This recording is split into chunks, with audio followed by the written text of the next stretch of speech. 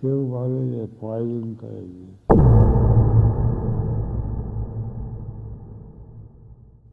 And the ISKCON leaders are toast.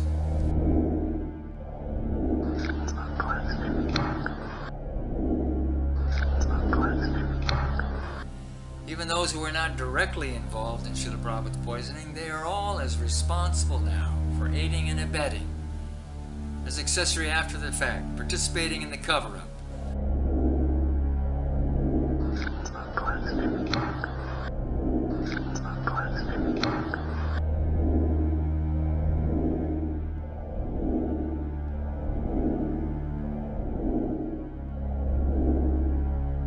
They have all failed the devotees and failed Srila Prabhupada.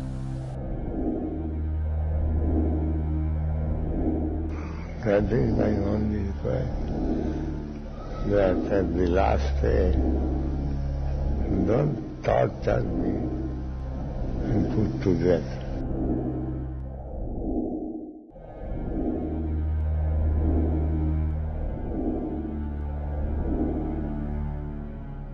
A number of times he would say, "Can you give me medicine? Please give me medicine that will allow me to disappear now. I want to die peacefully. Let me die peacefully." We could have done that. We could have done that. We could have done that.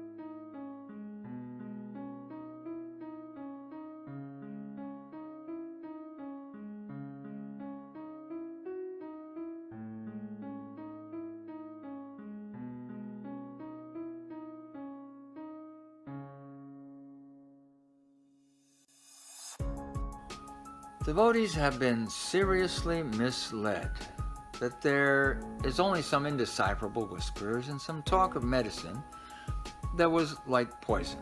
But this mischaracterization is due to the stone-hearted and treacherous cover-up engineered by ISKCON's top misleaders. They even issued an official statement that there was no evidence at all to support the idea that Srila Prabhupada was poisoned. Pir Krishna Maharaj, he even laughed at the idea in an online video. Is it true that Srila Prabhupada was poisoned? I think it is not. Then how the story came out? All right. It is not true that Prabhupada was poisoned. I was one of the people who was investigating whether Prabhupada was poisoned or not. And we did a thorough investigation. We did a hair analysis because people had hair of Srila Prabhupada from the final days. And hair can actually show whether or not someone has taken any poison within the last year. You understand? With a hair analysis. Hair analysis is the best thing. They have adulterated Srila Prabhupada's society into a corrupted culture of absolute authority over an unthinking membership who is repressed, paid off in position, salary, and prestige, who never dare to question the official institutional doctrines. Many devotees actually believe that their spiritual lives will be ruined if they even look at the evidence that Srila Prabhupada was poisoned. Outrageous how their spiritual lives have been so restricted by tyranny. Actually, by bad association with poisoners and their supporters, one's spiritual life will be seriously impaired. It is highly advisable to give up their bad association. There is so much evidence that Srila Prabhupada was poisoned that when it was all compiled, it came to 828 pages and 108 chapters. Kill Guru, Become Guru, Book 1, The Poisoning of Srila Prabhupada's Body, is now available online for free download. Let's look at Srila Prabhupada's medical or physical symptoms. They mostly fit in with Srila Prabhupada's diabetes and kidney disease, which up to 1977 were not very advanced. His diabetes was non-insulin dependent, and his dropsy or swelling of extremities was only occasional. But we should know that cadmium poisoning specifically causes and exacerbates diabetes and kidney disease, both of which dramatically worsened during the 1977 poisoning. And also, there was a distinct group of symptoms that Srila Prabhupada exhibited, which are not typical to either diabetes or kidney disease, but are unique to cadmium poisoning. These are the so-called mystery symptoms described in chapter 38. Four of the primary mystery symptoms are: 1. Extreme photophobia or aversion to light. That's why Srila Prabhupada was always wearing dark sunglasses and had the light turned off in his room. 2. Constant and heavy mucus. 3. Constant heavy cough and hoarse voice. And 4. Constant bronchitis and rhinitis.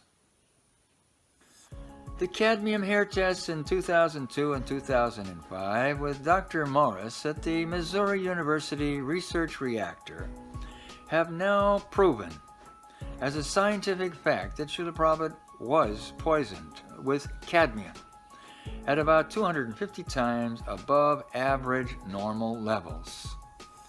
3 whispers, or low-volume speech units, have been forensically certified by many audio forensic laboratories to be the caretakers speaking about maliciously poisoning Srila Prabhupada, who also said he thought he was being homicidally poisoned as well. All his 77 caretakers discussed at length about poisoning as murder. There is also much more confirming evidence. Cadmium poisoning is very difficult to detect. About 35 doctors, Babas and Kavirajas, came and went during Srila Prabhupada's last 8 months, all with different diagnoses of his medical problem. If there had been proper medical tests and qualified doctors employed, the cadmium poisoning might have been discovered in time. That's why Tamal and company constantly rejected one doctor after another. Each treatment program was sabotaged by further poisoning, which was then blamed on the new doctor and his medicine. This is found in chapter 40, the rejection of proper medical care. We note that when Tamal had kidney cancer and Jayapataka had a massive stroke, what did they do? Did they consult back alley Kavirajas like they did for Srila Prabhupada and reject qualified doctors like Kurana, Ghosh, and Gopal? No. They spent hundreds of thousands on the very best of doctors and hospitals, something Srila Prabhupada was denied. One example after another that these hospitals, they're simply meant to kill, not to save life.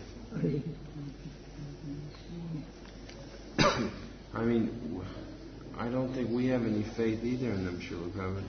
I said, supposing someone threatens us with our life, that we will kill you if you don't let us take your Guru Maharaj to the hospital. Still, we will not let them take you. Your order is our business to follow, even at the risk of our life. But we're not going to take you to the hospital under any condition.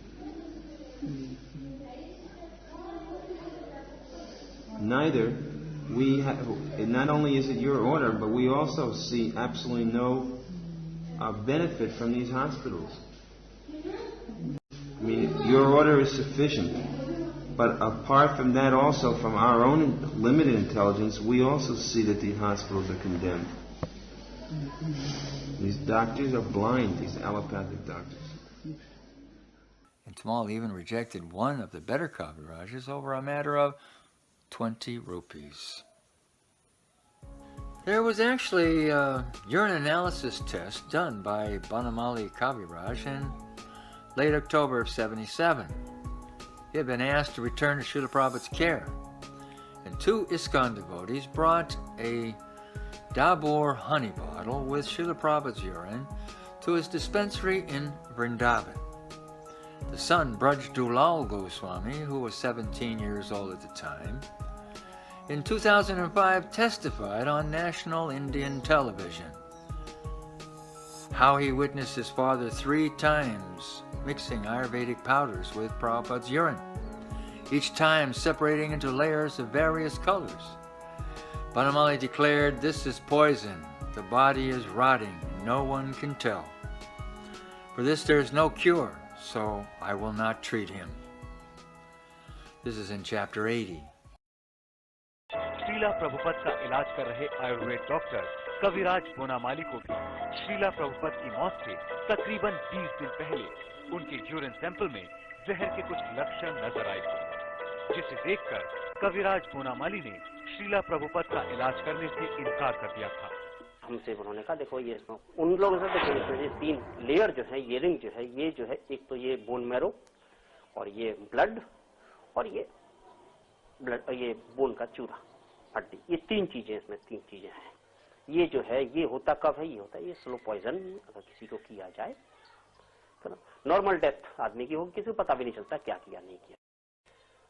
Slow poison ऐसा होता है और काफी दिन से ये चल रहा है, जिसके कारण से ये जो है ये धीरे धीरे गल के ये जो Also, Srila Prabhupada's last Kaviraj, Damodar Shastriji, also believed that Srila Prabhupada was poisoned. This is confirmed by his son, Dr. Rakesh Sharma, in Calcutta, in chapter 82.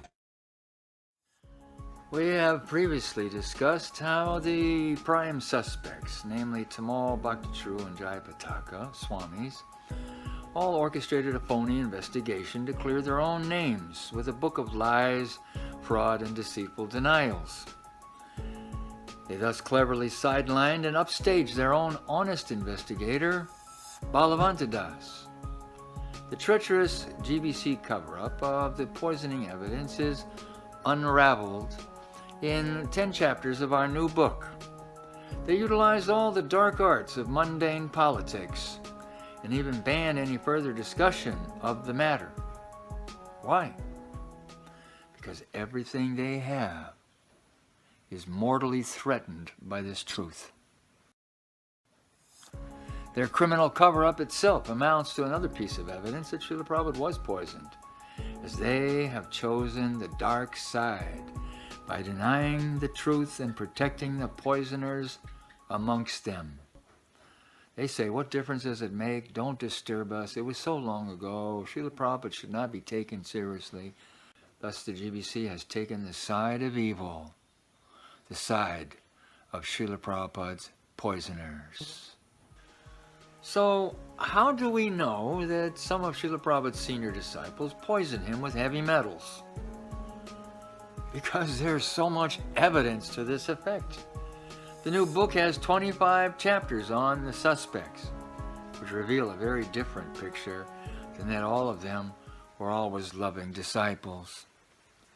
Tamal is thoroughly documented as the most materially ambitious of all of them, very intent on becoming the next sole acharya and leader of ISKCON. He was responsible for hundreds of missing tapes, concealing from us many letters and instructions from Srila Prabhupada. We put Tamal on trial with this evidence and found him guilty beyond a reasonable doubt, as any jury would. He recorded an interview days after Srila Prabhupada's departure, claiming that he was asked repeatedly by Srila Prabhupada for medicine. Or was it poison? To die now. How preposterous an excuse for the poisoning. Can you give me medicine? Please give me medicine that will allow me to disappear now. I want to die peacefully. Let me die peacefully. Tamal may have departed, but the other poisoners remain.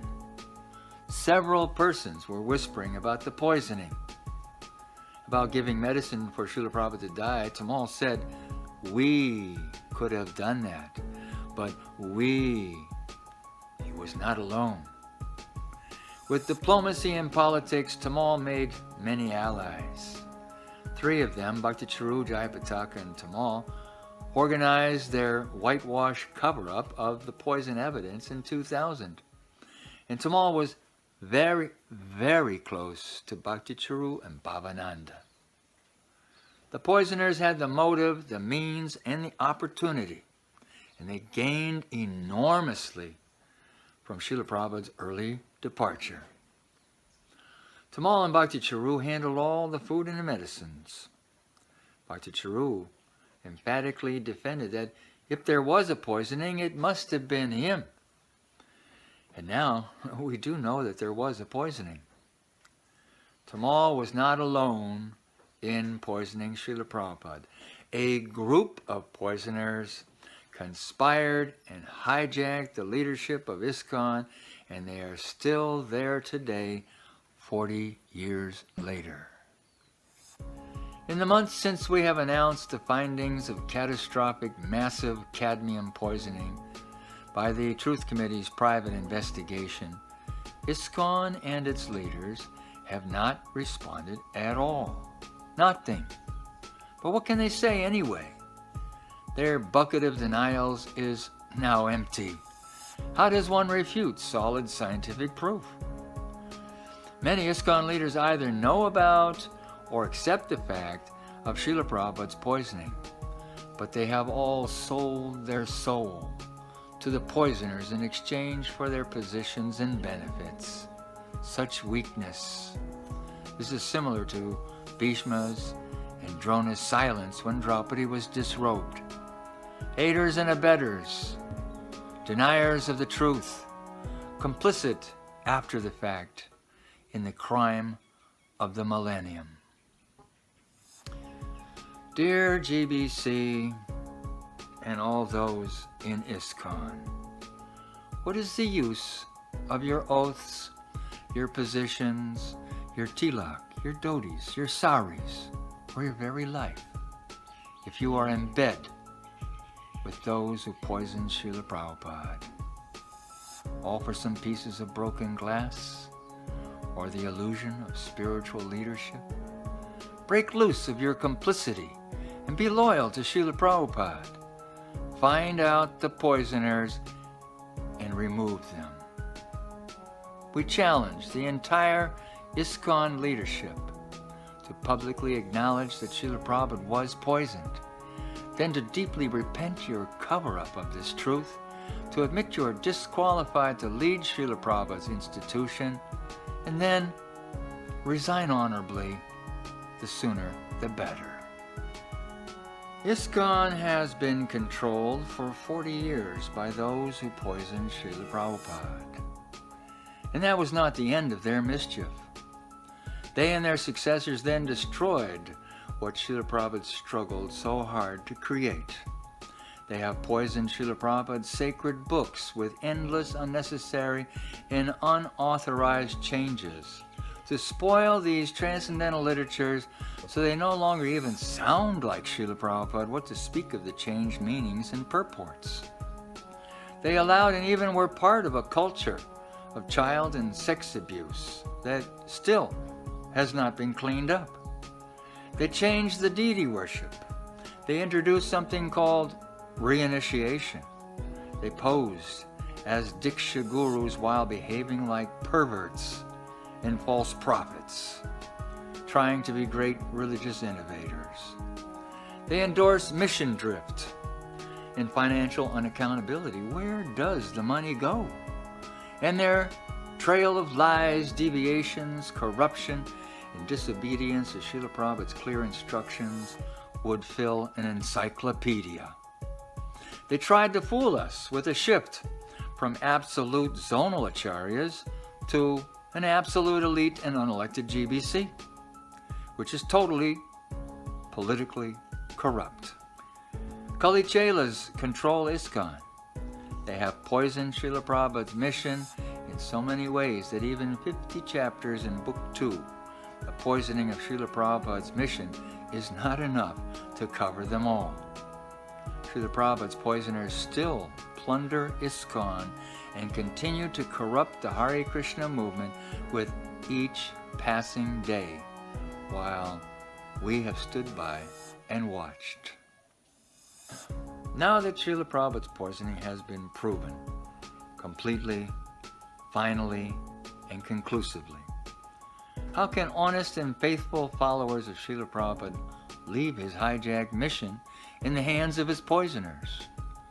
The logical conclusion is that everything that has transpired since Srila Prabhupada's departure was done by the poisoners, and thus it's all null and void, illegitimate, bogus, and corrupt, and it must all be rolled back to square one so we can properly start over without these poisoners and their poisons. Their tyranny must end, and that can only happen if those who care for Srila Prabhupada and want his mission to be restored end their silence or complicity and take their stand against the evil that has invaded the Hare Krishna movement. Poisoning Srila Prabhupada is evil. The poisoners took over ISKCON. The poisoning is now exposed as the truth. So faithful disciples of Srila Prabhupada must now rescue his divine mission. Sita is being held captive by Ravan. Srila Prabhupada, can you tell us why you want to go on the Parikrama? This seems like suicide, Srila Prabhupada. This program. It seems to some of us like it's suicidal. And this is also suicide. Prabhupada said, and this is also suicide. Now you have to choose which suicide. Now you have to choose which suicide. Now you have to choose which suicide. Ravan will kill, and Ram will kill. Better to be killed by Ram. Huh? That Marichi,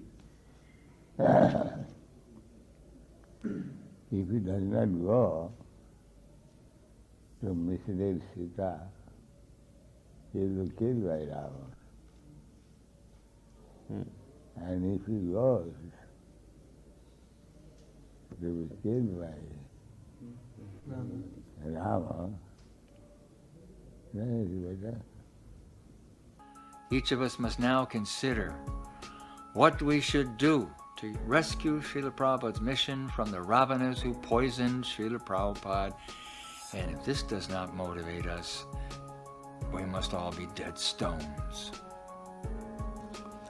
But we won't hold our breath, waiting for any sanity to manifest in the corrupted institution. Pretty hopeless.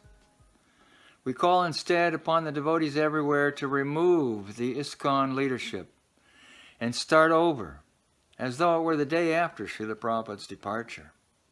No more tyranny, ambitious hijackers, endless deviations, unaccountability, money siphoned off into private Swiss bank accounts, and aspiring gurus campaigning and colluding for vote approvals. Time to clean house. Time for civil disobedience. With open ISKCON, no repression. Don't worry what they say. Meet and discuss. Elect new leaders who do have the backbone to confront the full ramifications and truth of Srila Prabhupada's being poisoned by a group of senior men. Find out these poisoners and their colluders and expel them forever. Sent either to jail or exile in the Sahara Desert. Their offenses are unforgivable. We reject the Ravana poisoners' lies, all their concocted policies and defective doctrines, which enabled their poisoning, their takeover, and their rape of Prabhupada's followers. You, the general devotees, have the real power to end this. It is time to awaken. Stand up against the poisoners and their corruption. Stand up for Srila Prabhupada and to restore his divine mission to rescue the fallen souls. Don't be afraid of them. Put your name on the list and out in the open as those who want a new start. Do not allow their imposition of material considerations upon us to silence us any longer. Make your commitment to Srila Prabhupada by discarding apathy, silence, and all cooperation with Srila Prabhupada's poisoners. It's back to square one. Start over with only Srila Prabhupada.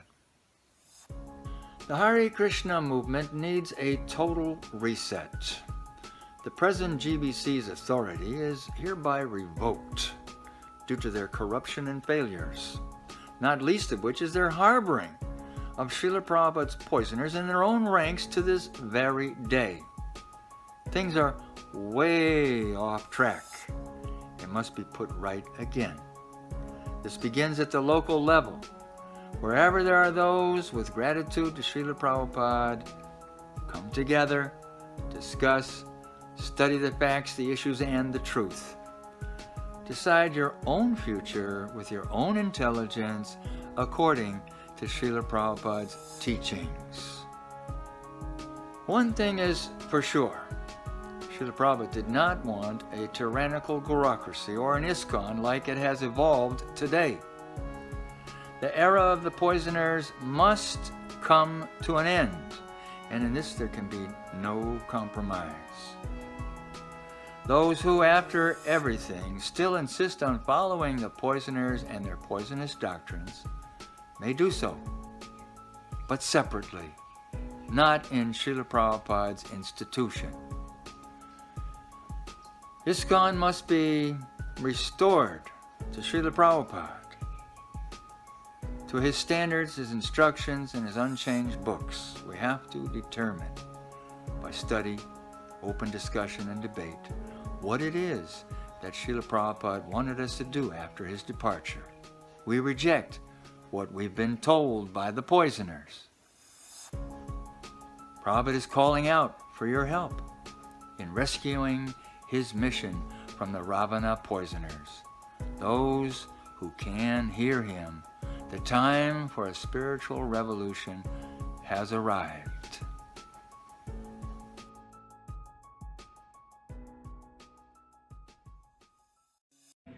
You have come forward to help me.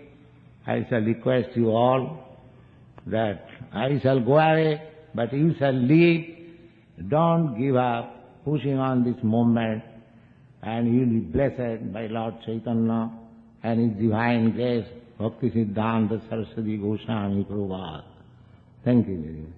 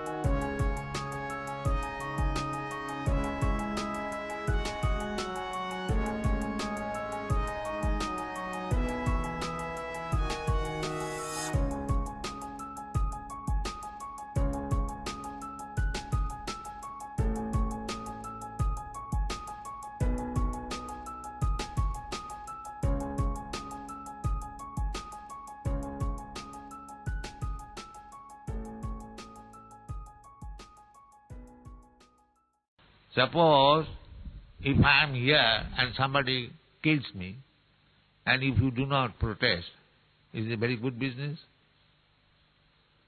Huh? People will be surprised that so many disciples are there and this man is being killed and nobody do anything.